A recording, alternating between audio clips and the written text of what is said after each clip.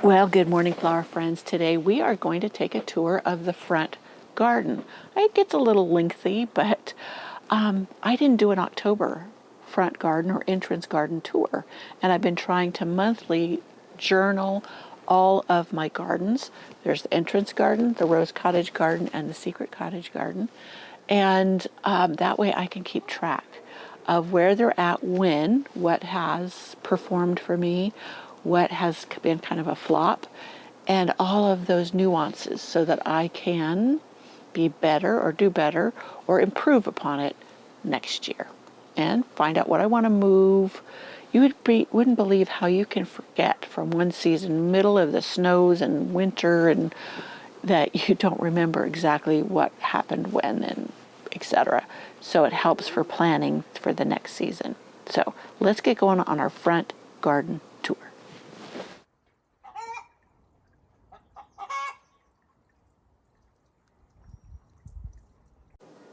So let's just start right at the front arbor where the Eden rose is. It is certainly cool this morning, but this week is the last of the warm weather. It's going to really cool down. You can see I have my Eden rose trained, woven through the fence, and that should be so pretty next spring. My plan anyways, spring and summer. I tried to see if there was a cane over here I could do something similar with, but I'm not seeing it. I have to get in here and really cut out some large canes, and they're looking old and gnarly, so that lets in disease and bugs, so I want to get them pruned back, and then we'll see. I'll go from there of what comes up. But this little clematis has been a winner all summer. This Raguchi. The other one died back suddenly. It may come back from the root next spring, and I'll look for that. This rose is going gangbusters. And still, and look at this, putting on new little flowers. Look at this one right up here. Okay, there it goes. Anyways, lots of pretty blooms. I had pruned back this hollyhock, and look, it's blooming again down below. So lots of cleanup down here. Down here, I had planted a couple of zucchinis, and I'm still getting zucchinis off of them. Oh, look, I've got some little ones on there.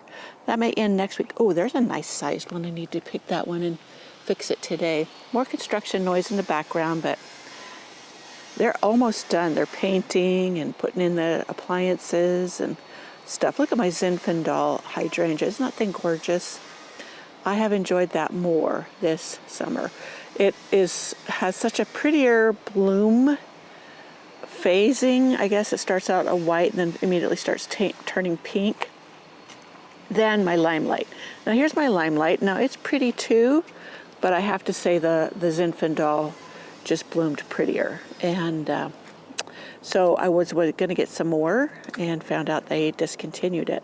My Eden rose is still blooming. Isn't that beautiful? Let's see if it comes into focus. Anyways, yeah, it's been a true trooper. Over here is where I'm doing the air layering to get another one from it, and you saw in a previous video where I took cuttings. We'll check on those in a minute. I'll take you in there just so you can see. Everything's in transition. I got some cleanup to do because I have been working out here, and I'm not going to get everything done before first snow. I already admitted that to myself, but I am working hard on cleanup. I want to get this staged at a point that when spring comes, I have less work. So that's my goal. And yeah, I wanted to get these roses out of these containers and in the ground. I don't know if I'll make it there, but look at these. This one is I'm sorry. This is Darcy Bucelle, and then the other one I'll have to remember. It's not coming to me offhand. I do have some dahlias that are coming into bloom. Like this is the Hyde Hall, this pink one, and it's doing so beautiful. I'm getting some glare here, so oh, back here, this is the one dahlia, and I think it's American something. But look at this one. And then it's a lighter orangey color. Then I'll take you over really quick. Hang on, because on the other side. Oops, it's kind of getting blown out from the sun, but this one is just gorgeous. Now in the photographs, they show it has kind of a purpley colored center when it's fully open, but I'm not sure. Sometimes photos are a little deceiving. Look at this, salvia. Isn't that gorgeous? My mystic spires. Go over here. Sorry, I was getting distracted. I wanted to go up one side and down the other. My Russian sage is at its end. I want to move this one back to over there by the back of the fence. I think it'll be better there. And then my hollyhocks here, they come back every year. So I came back over here. I had a generator guy here and I had to stop. But so yeah, these I want to come out of here and put back in the ground, as I said. And then I can really work on this bed up here. And I'm going to clear out all the extra growth right in here. This is like dogwood trees coming up, oak trees coming up. I don't want them there. And I'm going to put some pretty hostas back in there because that's pretty shady. And there's some that take a lot of sun and shade. So those would be a pretty ground cover. And this will look just a little bit tidier. Look at my pink dogwood. Isn't that such a beautiful color? Now my regular indigenous dogwood is starting to turn too. And the birds have been all over this thing for the berries, the seeds really. And yeah, it's just, they're making a mess on the ground, but they're really going after it. So my elderberry, my black lace elderberry, it will die back to the ground, but then sprout back up. It'll be even bigger next year. This building here should be gone, and this will be turned back into my driveway, I do believe. It's supposed to be. We'll see. Now this daisy here, there's a daisy, and this is a campion likeness. It's a white one.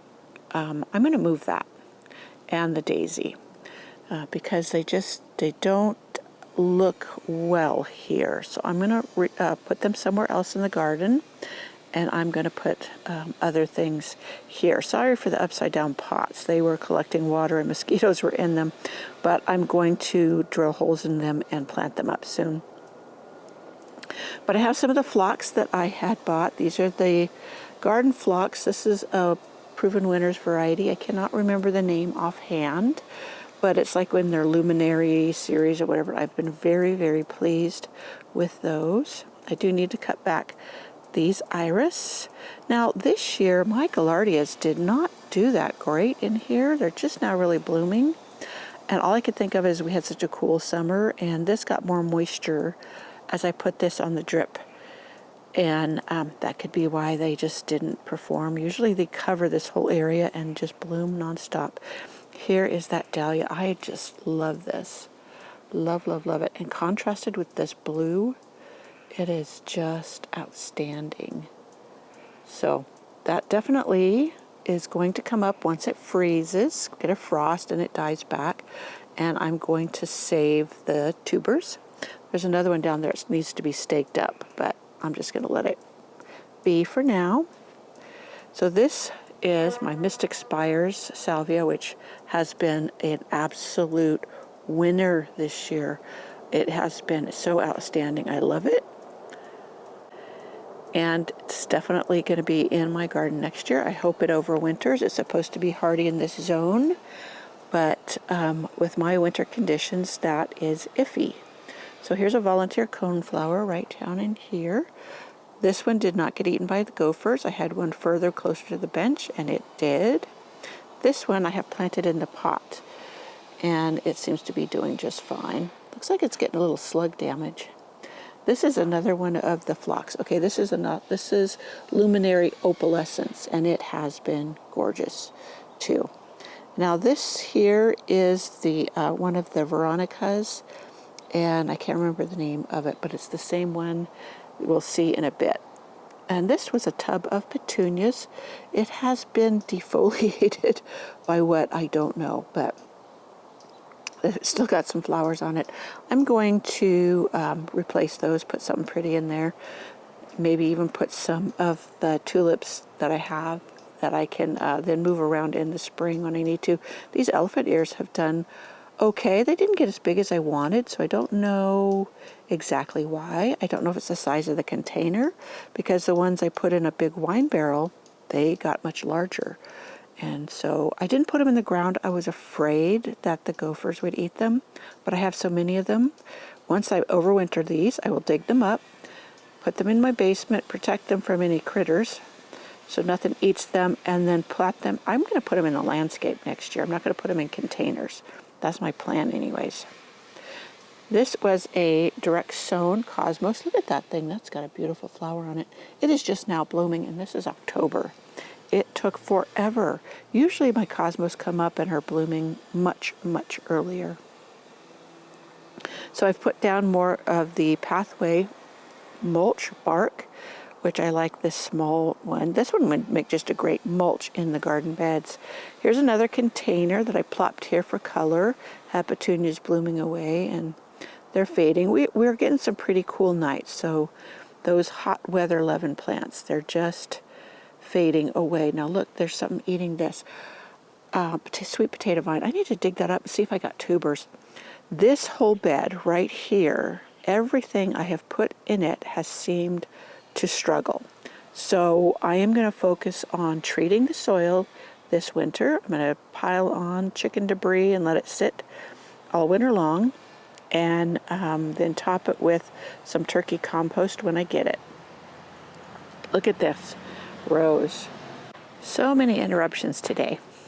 Anyways, this rose called Tequila Surprise has been a beautiful addition. I still have them in pots, containers.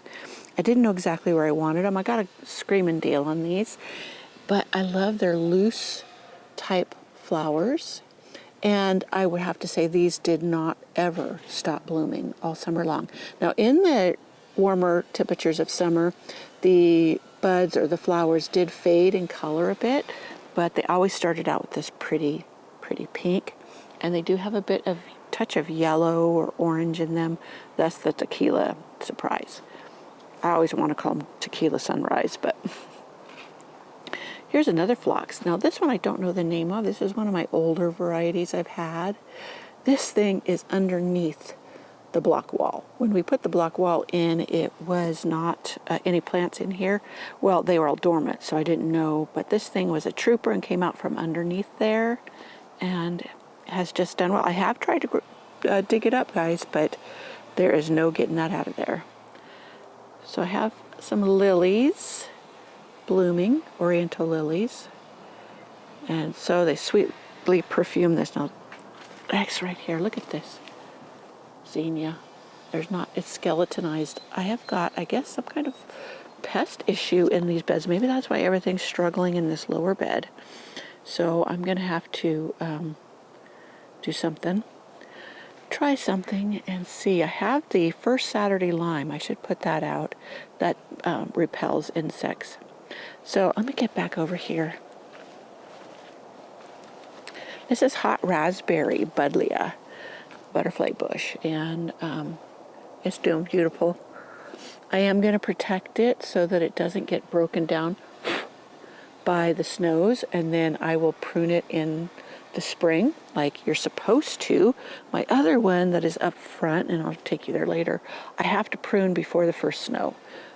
It's much better for that other one to be pruned early than it is to be broken down by the snows.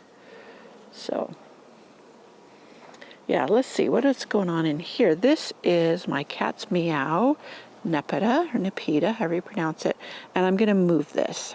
It flopped more than I wished here, and I think it's because we get a lot more shade than really it is right for it. So my boxwood down here, my boxwood on this side and on this side are doing well. I enjoy them thoroughly. And the roses down here, I need to prune them back. I need to decide what I want to do.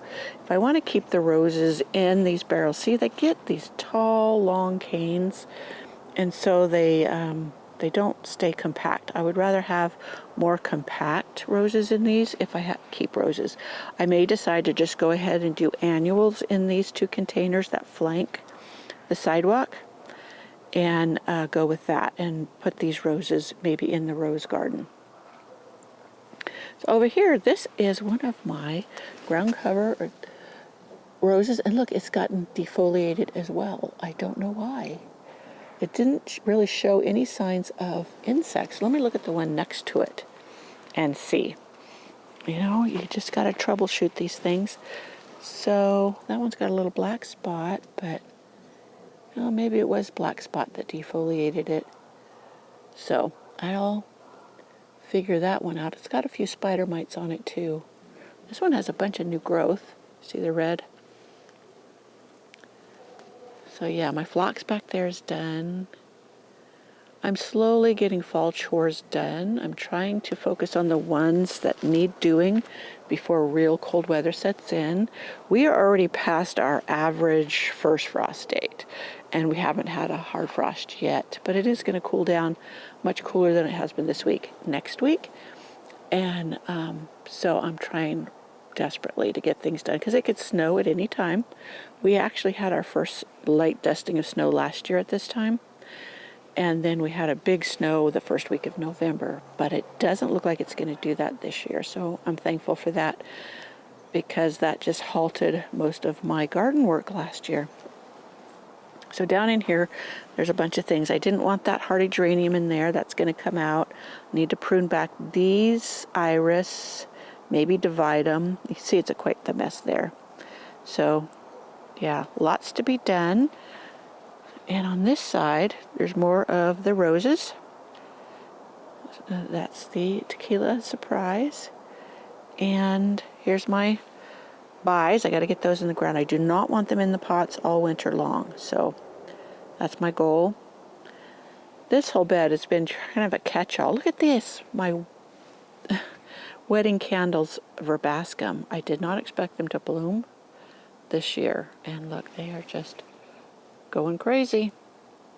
The bees are loving them. Absolutely loving them. Look how big those plants are. They're massive.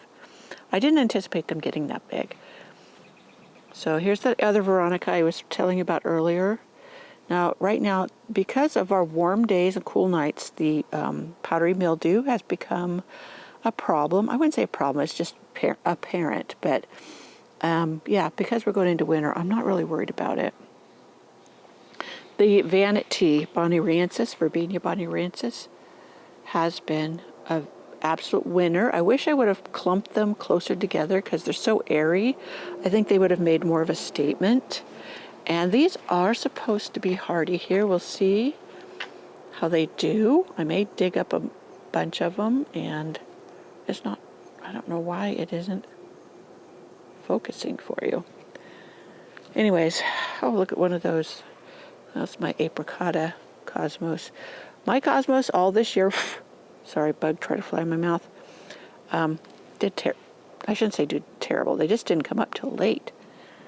So this is the front. Down here is where I have put my new boxwood hedge, right here in front of the porch.